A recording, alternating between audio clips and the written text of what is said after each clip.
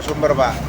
Kami di sini sebagai narasumber yang diawali dimintai keterangan sehingga kami mengalami proses hukum terhadap terdakwa. Jadi saya di sini sudah menjadi terdakwa 1 tahun pidana. Pada tahun berapa itu, Pak? Kejadiannya sebetulnya dulu dengan dasar laporan tahun 2023, Pak. Tahun 2023 saya terus dipanggil, dilaporkan sehingga terangkat kembali 2025 setelah Pilgub. Dalam Bapak kan narasumber di salah satu media ya, Pak. Apakah ada bahasa ujaran kebencian atau apa sih, Pak? Sebenarnya sama sekali saya tidak ada mengutarakan atau mengucapkan dengan dasar ujar kebencian. Karena kami di sini selaku warga masyarakat, Pak. Kami di sini saya selaku warga masyarakat harus menghormati terhadap pemerintahan desa. Terus Bapak laporan ini apa, Pak? Pasalnya pasal apa sih, Pak? Perbuatan tidak menyenangkan, Pak. Oh, perbuatan tidak menyenangkan. Dalam mengkritik apa, Pak? Gimana, Pak? Pak? Mengkritik apa dalam pemerintahan itu? Saya dimintai keterangan oleh media yang beralasan dia ingin meminta keterangan karena pada saat itu melihat situasi kondisi di Pinayungan sedang kisruh, sedang ada permasalahan-permasalahan, maka kami mengutarakan. Yang kami utarakan adalah CSR dengan bentuk kompensasi juga, Pak, terhadap kerjasama urusan limbah, kerjasama pemerintahan desa dengan pihak ketiga, seperti itu, Pak. Oke, terima kasih. Ya, terima kasih, Pak.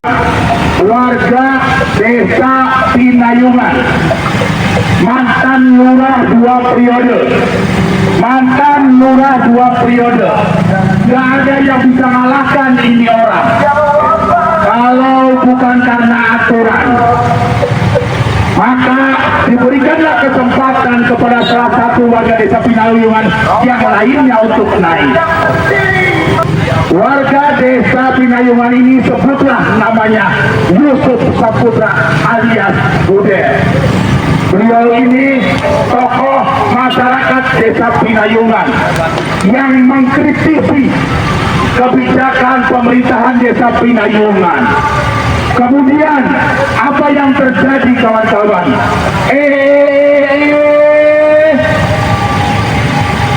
Dipidanakan, kawan-kawan. Apa yang dipidanakan? Mengkritisi lewat pemberitaan media yang pada saat itu wartawan menelepon Bapak Yusuf Saputra untuk memberikan informasi terkait kebijakan di pemerintahan desa Pinayungan. Nah, kawan-kawan, asli tunggal kepala desa Pasigung. Lamun bersih kenapa harus? Kalau bersih kenapa harus? Kalau bersih kenapa harus bersih? Dilaporkan, kawan-kawan, dengan dugaan pencemaran nama baik. Dilaporkan ke polisi, dilaporkan dengan dugaan pencemaran nama baik.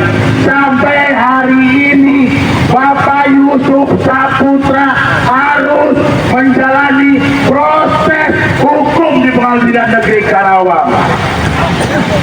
Apakah ini sudah bagian dari bentuk pembungkaman? Betul apa betul? Betul apa betul?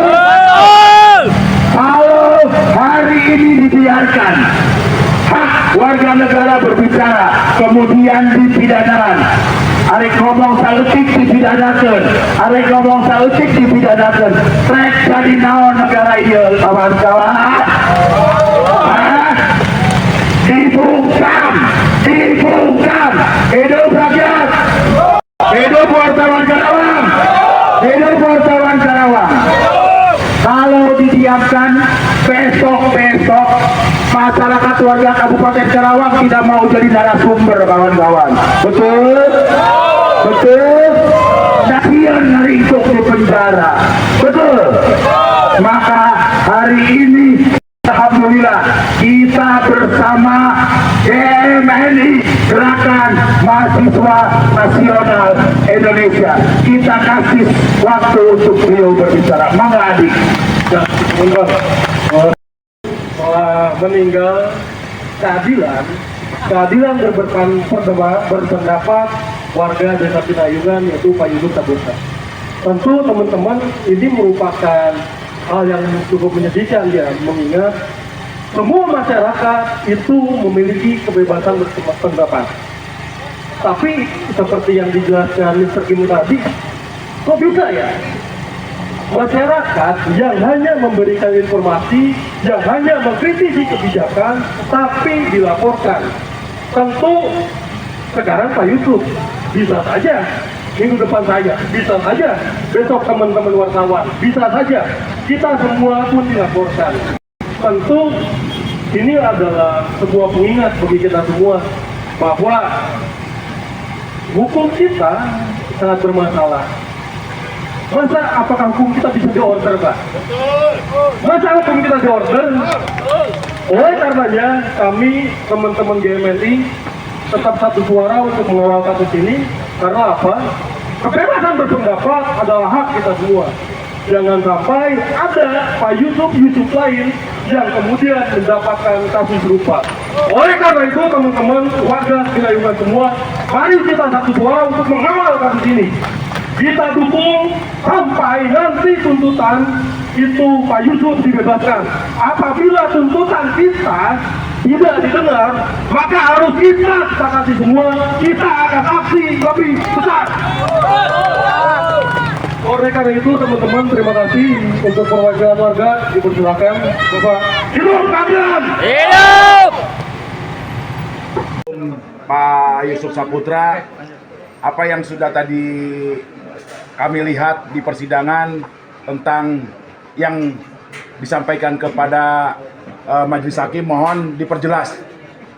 Begitu kuasa hukum, silakan. Baik, jadi pada prinsipnya agenda sidang hari ini itu kan tanggapan atas nota pembelaan kami di minggu lalu. Pada pokoknya kita telah membacakan tanggapan atas pembelaan tersebut, dan lagi-lagi kami sangat kecewa dalam artian apa yang kami sampaikan tidak dipahami oleh kawan-kawan kejaksaan, karena yang ditanggapi oleh kawan-kawan kejaksaan tidak merupakan bagian dari nota pembelaan kami. Kami menekankan pada nota pembelaan minggu lalu terkait fakta persidangan yang dicantum tidak sesuai dengan penuntutan, tetapi di bagian itu tidak ditanggapi, hanya pada poin-poin yang cenderung bisa dikatakan condong kepada berkelit, hanya sekedar berkelit. Sebenarnya kan yang kami harapkan itu kami ditanggapi di bagian fakta persidangan yang terjadi selama sidang pembuktian, kesaksian tidak sesuai dengan penuntutan itu ada apa gitu. Tapi pada nyatanya ketika kita baca lagi, yang ditanggapi ya tetap mengacu kepada BAP pada saat di pemeriksaan kepolisian. Itu kan tidak memenuhi harapan kami.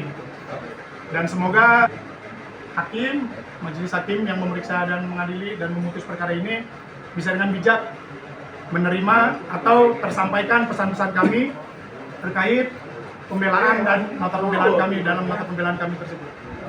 Sama ini ada yang berbeda sedikit. Terkait perkara-perkara yang begini, ini berpotensi banyak jadi ajang kriminalisasi. Maka sebenarnya pesan yang mau kami sampaikan ini tidak hanya terhadap kejaksaan, tapi juga kepolisian selaku penyidik.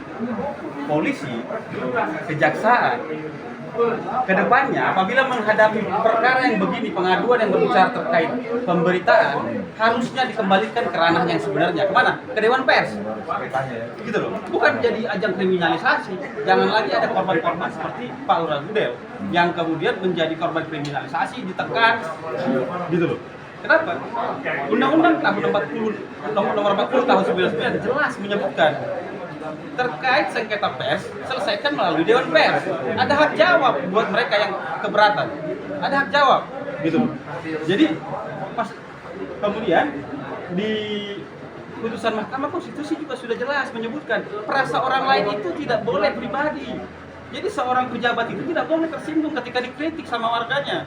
Jadi negara kita ini mau dibangun sebagai negara yang kemudian pejabat-pejabatnya tutup telinga, gitu yang mau kami sampaikan.